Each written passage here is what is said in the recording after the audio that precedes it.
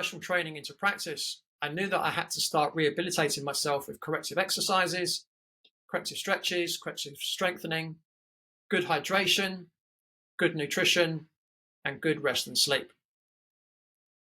Over the next few weeks, I began a corrective exercise program. Whilst performing most of the exercises, I used what's called a neutralizer, which is a device invented by my good friend and friend of this podcast, Matt Walden, which is basically a stick with holes in it that you place along your spine, a string to tie around your waist, and a plastic screw. The neutralizer was extremely valuable to me during this early phase of rehabilitation. When you're in pain, the region around the pain loses its sense of feeling, or what we call proprioception.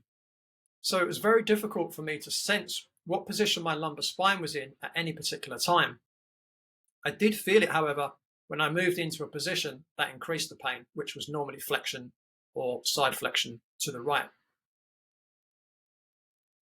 What the neutralizer enabled me to do was to sense the position of my spine whilst exercising, and therefore able to maintain a neutral spine, which helped to not damage the discs further. And being in a neutral spine also enables better activation of the deep abdominal musculature. Another thing about pain is that it also inhibits muscles, the slow twitch muscle fibers in particular, that are innervated by the same nerves that are innervating any painful tissues. So the deep slow twitch fibers of my multifidus and deep abdominal wall muscles needed to be conditioned again to help stabilize the lumbar spine. Another benefit of using the neutralizer was that the string not only holds the stick in position on your spine, but when you tie it tightly, it's also a physical prompt to activate the deep abdominal muscles.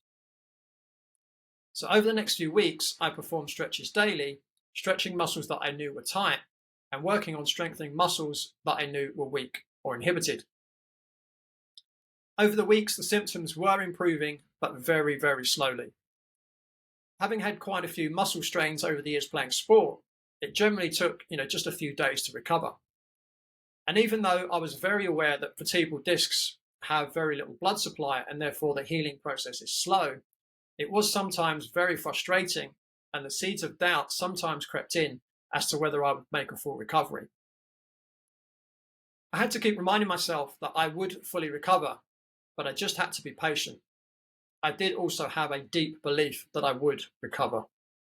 5 months later, I started to see a speeding up of the healing to the point where I could sense improvement each day, and I could move my spine with much more range of motion without pain, and the numbness had gone from my leg, and just my big toe was still permanently numb.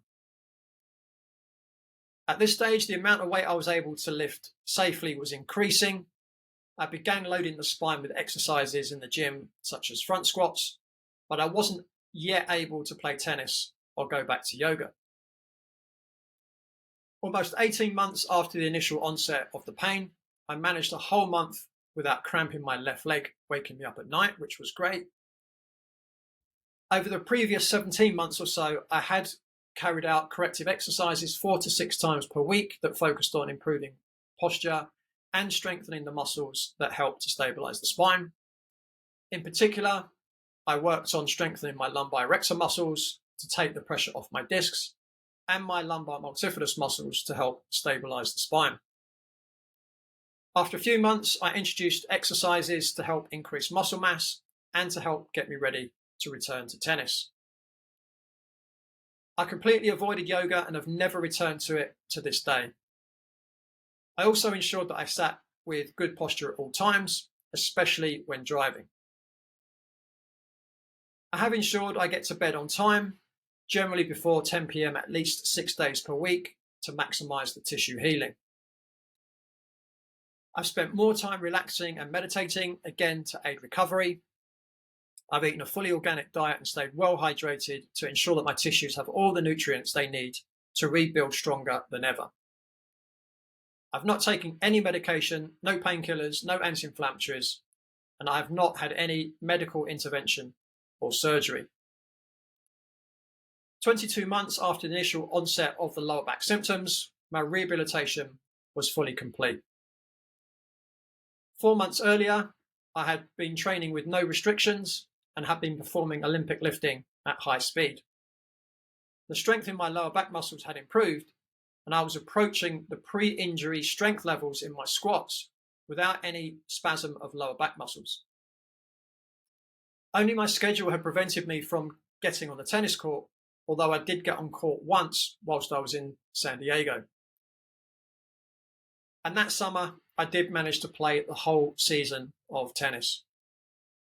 So I went from 2 prolapse discs to Olympic lifting and playing tennis without any medical intervention or surgery, by understanding what caused the injury in the first place and doing the opposite, and by applying basic biomechanical knowledge alongside holistic healing.